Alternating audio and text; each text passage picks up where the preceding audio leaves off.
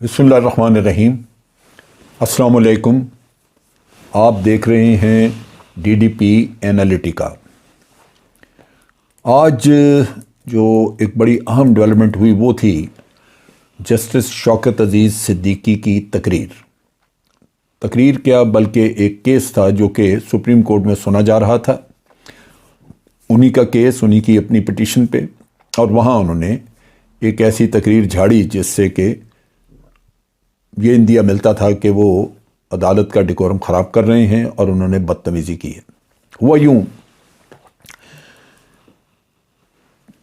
کہ supreme court میں ان کا کیس جو سنا جا رہا ہے وہ یہ کہ ان کو چونکہ سپریم جوڈیشل کونسل کے فیصلے کے مطابق جج کے عہدے سے ہٹا دیا گیا تھا، یہ اسلام آباد ہائی کورٹ میں جج تھے، وہاں سے ہٹایا گیا، تو اس فیصلے کے خلاف انہوں نے سپریم کورٹ میں ایک اپیل دائر کی۔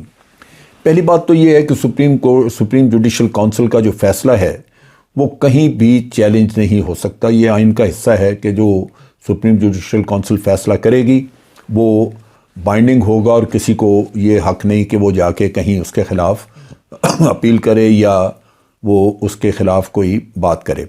لیکن یہ کہ یہاں پہ انہوں نے یہ مسئلہ کھڑا کیا، اور آپ کو جیسے یاد ہوگا کہ کہانی یہ تھی کہ انہوں نے یہ ایک تقریر کی تھی راولپنڈی بار میں، اور تقریر تھی انہوں نے کی الیکشن سے 2 یا 3 دن پہلے۔ اس تقریر میں انہوں نے کہا کہ ہمیں بینچ بنانے کے لیے مجبور کیا جاتا ہے۔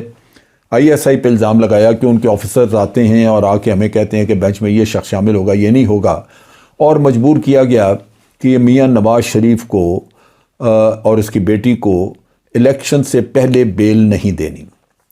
یہ الیکشن سے 2 یا 3 دن پہلے انہوں نے تقریر کی۔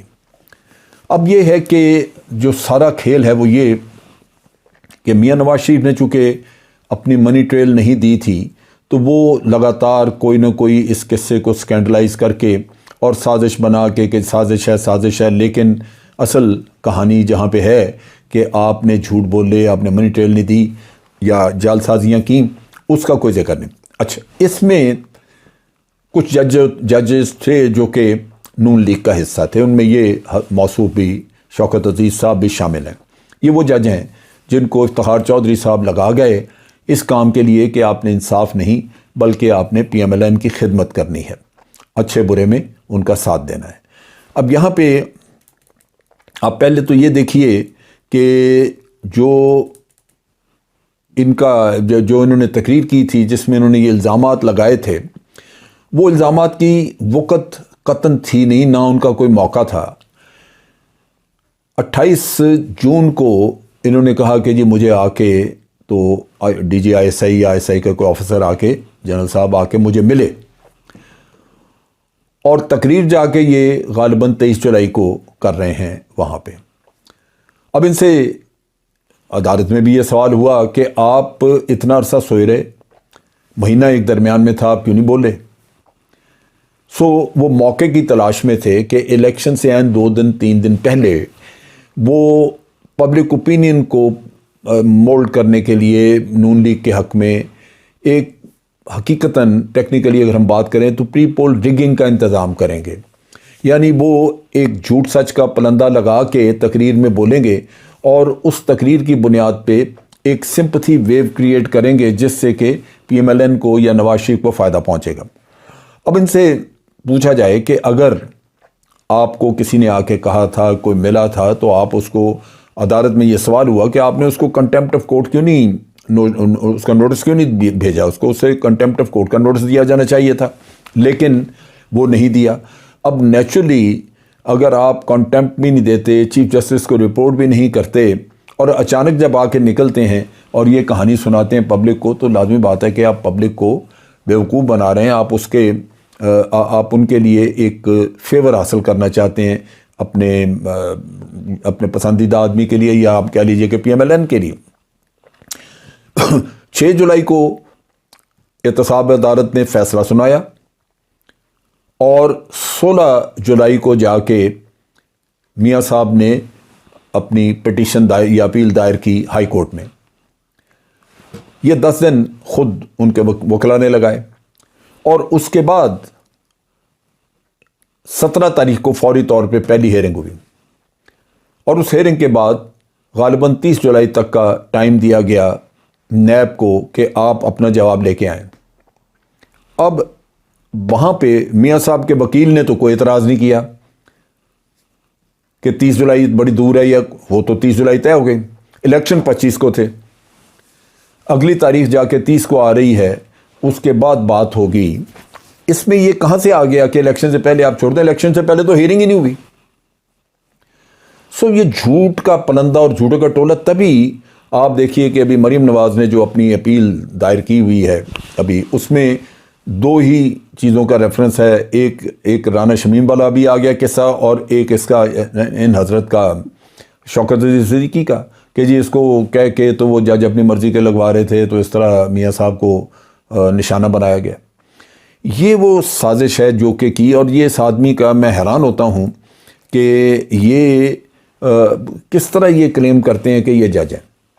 آپ دیکھیے کہ جب فیض آباد پہ دھرنا ہو رہا تھا تو یہی شخص ہے جس نے کہا کہ یہ دھرنا اٹھوائیں لیکن ویپنز لے کے نہیں آپ جائیں گے، آپ جا کے ان کو ویسے دھرنے کو اٹھائیں۔ ویسے وہ کون سنتا بھائی؟ پولیس لاٹھیاں لے کے گئی، ڈنڈے لے کے گئی، اور ڈنڈے وہاں پہ کام ہی نہیں آئے۔ اس کی وجہ یہ ہے کہ ان کے پاس دوسروں کے پاس ویپن بھی تھے، اور اس کے علاوہ تعداد میں بہت زیادہ تھے۔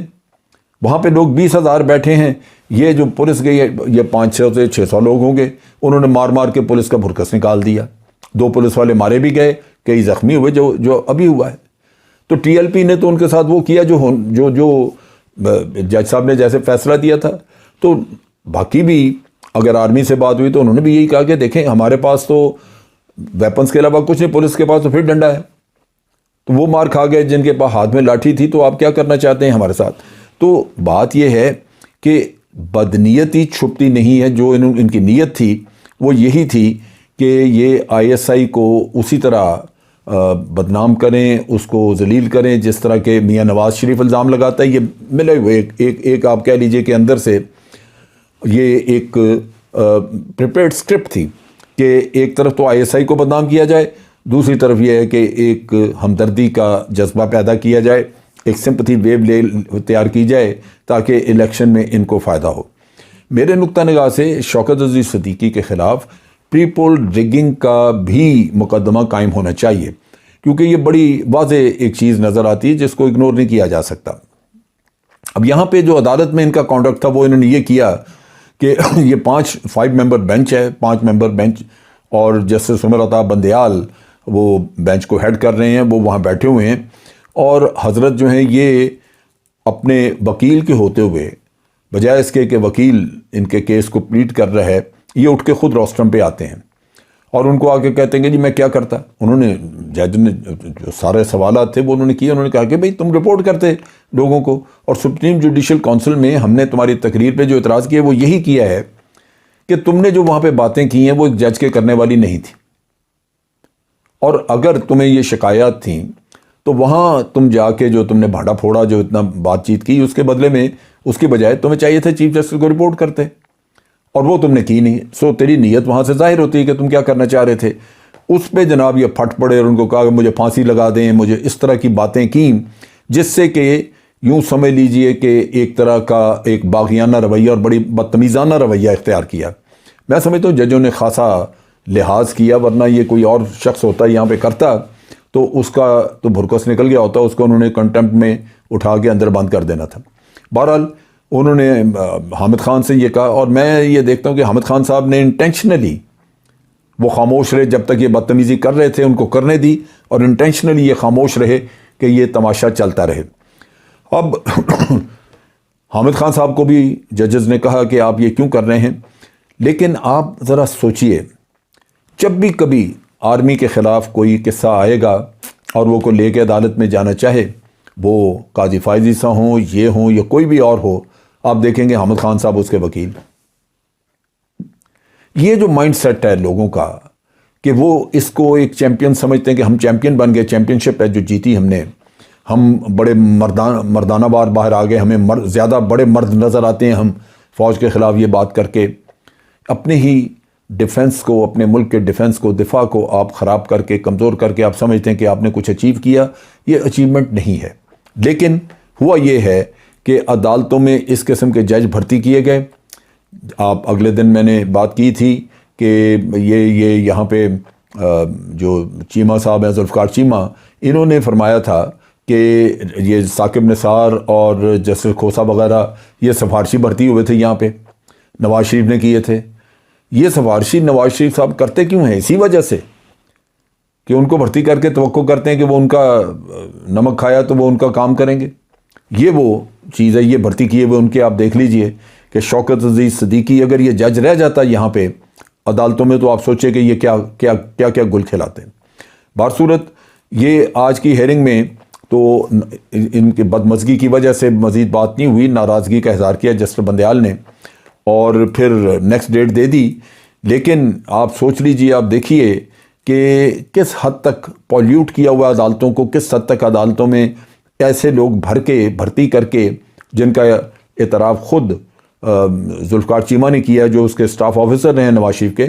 تو یہ آپ ان سے توقع کریں گے کہ انصاف کر کے دیں گے ہمیں؟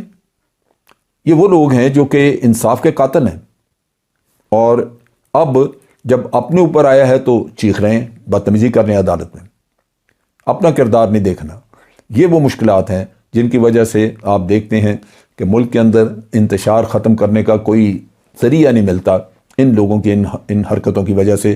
عدالتیں اگر آپ کی ٹھیک نہیں ہوگی، انصاف اگر دنیا میں ٹھیک نہیں ہوگا، ملک میں ٹھیک نہیں ملے گا، تو آپ جائیں گے کہاں؟